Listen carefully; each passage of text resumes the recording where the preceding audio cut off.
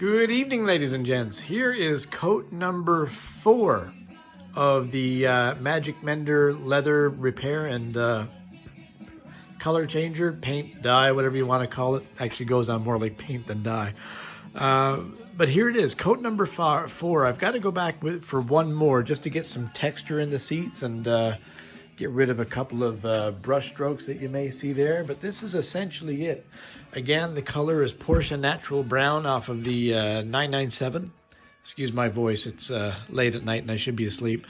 But yeah, this is it. And I'll take you around back where you'll see a nice contrast with the black backing. This is all plastic with leather pouches, and I purposely left that black just to add some contrast. When you put contrast on something like this, it takes your eye away from any blemishes that may be left behind on the seats, especially 20-year-old seats that just got a fresh coat on them. Now, one thing I'll point out before I conclude the video is the repair work. The reason why I bought Magic Mender in the first place was to do some vital repairs. There was a bad crack that came across here. When you look close, you can see the difference in the finish. When I come back with that last touch with the sponge, that should blend it all a little better and give it all a uniform look.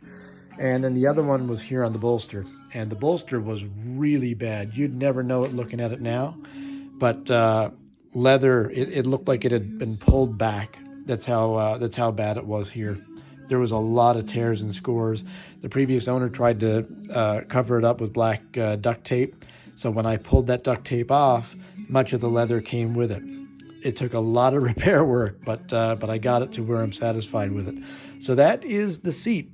Again, originally black. Then I went over with a color called Chateau Red.